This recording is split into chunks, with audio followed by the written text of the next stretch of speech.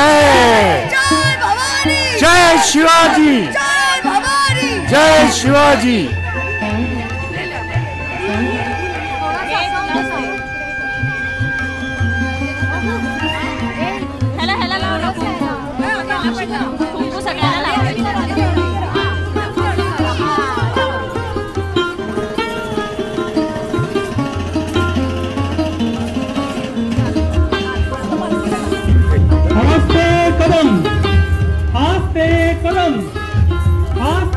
कदम महाराज गणपती गणपती भूपती सुवर्ण रत्न श्रीपती मला एकदम महाराज अष्टावधान गार्जित प्रधान वेष्टित न्यायालंकार पंडित राजनीती धुरंधर प्रताप पुरंदर क्षत्रिय कुलावतंस गो ब्राह्मण प्रतिपालक पूर्ण सिंहासनाधीश्वर महाराजाधिराज श्रीमंत श्री श्री श्री राजा शिवछत्रपती शिवाजी महाराज की शिवाजी महाराज की छत्रपती श्री शिवाजी महाराज की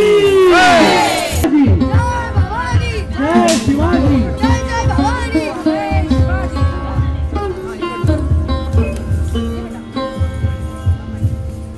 जय भवानी, जय शिवाजी, जय भवानी, जय शिवाजी।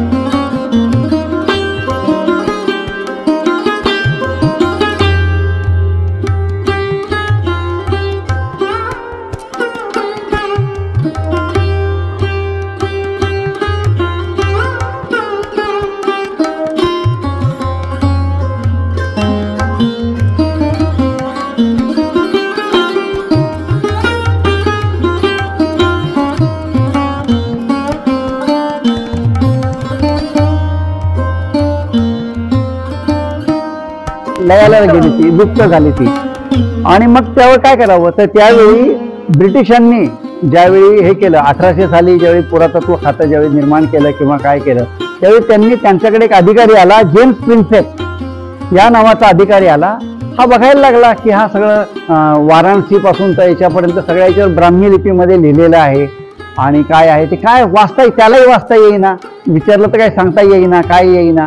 मग कसं करावं, मग त्यांनी ते सगळे दगड शोधली आणि सगळी दगड शोधून शोधून ती दगड शोधली, नाणी बघितली आणि त्यांनी काही ते असे कॉमन असे लिहिले.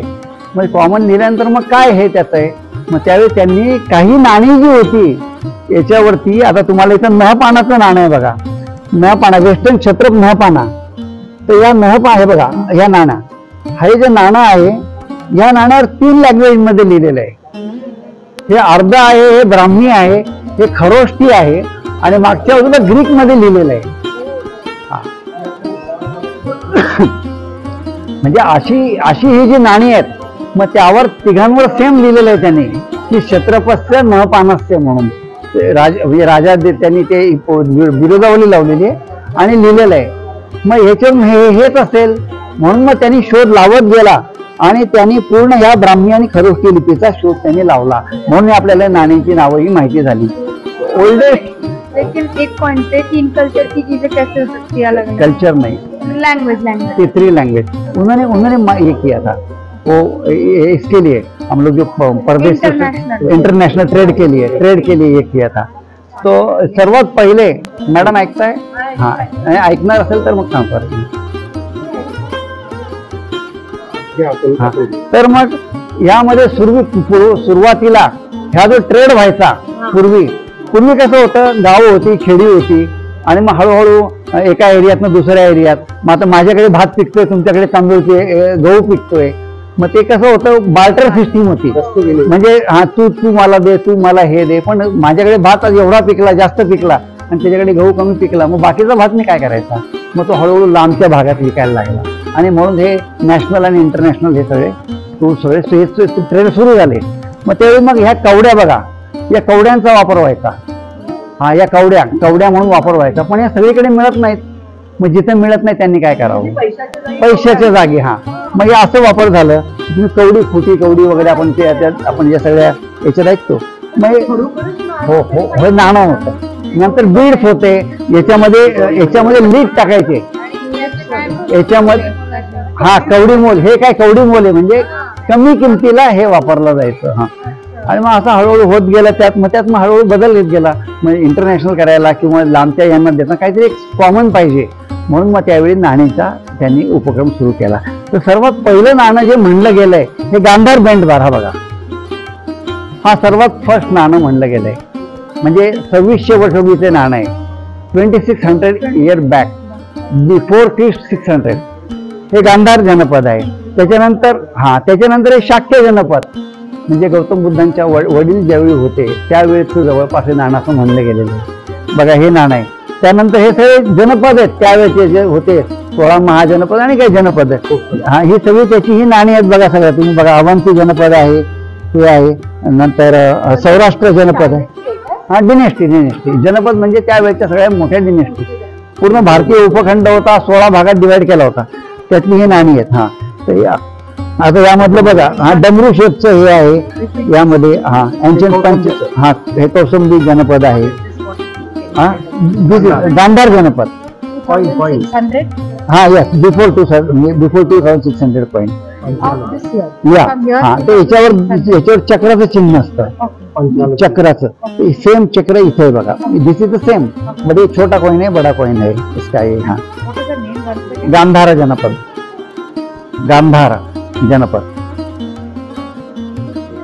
त्याच्यानंतर मग नाण्यांचा हे काय लोक सगळे गेले. हा, ठीक आहे, हरकत नाही.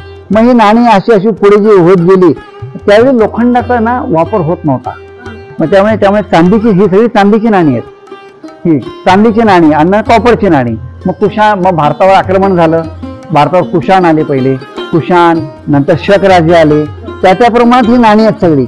शकांची नाणी आहेत, ती आहेत. मग हे महाराष्ट्रामध्ये हे म्हणजे हा तिकडनं भूमक आला गोलमाल पास मधून. आपल्याला एकच पास माहिती आहे, खैबर खिंड. तसा अजून 2 पास होते तिथं. गोलमाल पास म्हणून पण होता. तिथनं भूमक आला ह्याच्यामध्ये गुजरातमध्ये.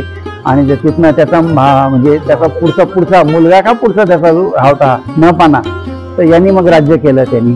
आणि मग म्हणजे यांच्या युद्धामध्ये आणि यावेळी कसं होतं, व्यापारी मार्गांवरती आपला हे वचक असावा, तिथनं त्याला कर मिळायचा, म्हणून ते जास्त उत्पन्न. म्हणून त्या प्रमाणात ती ही नाणी विणत जातील. हो, एक झाला. असे 84 मार्ग आहेत. हा, येस. त्यानंतर पुढे गेलो तर आपण हे बघा, हे पोटीन धातूचं नाणं आहे, सातवाहनाचं. हे पोटीन धातू, त्यावेळी वेगळा पोटीन धातू हे होता. सातवाहन. हो, मेटल पोटीन याचा होता. मग ही क्षत्रप होते. ही क्षत्रपांची नाणी आहेत सगळी. आणि तुम्ही बघाल ते याच्यामधलं हा ट्री म्हणजे सातवाहनांची वेगवेगळी नाणी होती त्यांची सगळी. ही सगळी सातवाहनांची नाणी आहेत सगळी त्यामध्ये. आणि त्यामध्ये सर्वात एक स्मॉलेस्ट पॉईंट त्यावेळेचं, this is the very smallest point ना त्यावेळेचं. हा हे बघा मशाका, याला मशाका म्हणतात. हे बघा हे दिसतंय बघा, व्हेरी स्मॉलेस्ट पॉईंट. हे बघा इथं आहे बघा. आताचं तेल काय एकदम हा बघा हा हे आणि हे हा हो हो हो ही उंबरखिंड आहे. शेंबडी नावामुळे ना ते लक्षात राहिले, म्हणजे ते नाव किती घाणेरडं आहे असं मी म्हटले. कोणतं ते तुम्ही शेंबडी गावात आहे म्हणाल. हा आणि शेवट गावाचं नाव आहे ते. हा हा असं म्हणून ते माझ्या लक्षात हा हा हा अच्छा अच्छा ओके ओके. आणि या जेम्स प्रिन्सेपने जे ट्रान्सलेट केलं ते सगळं या प्रकारे नाण्यांवर दिसतं. असं आपल्याला पूर्ण बघायला गेलं तर असं वाचता येतं आपल्याला हे पूर्णपणे.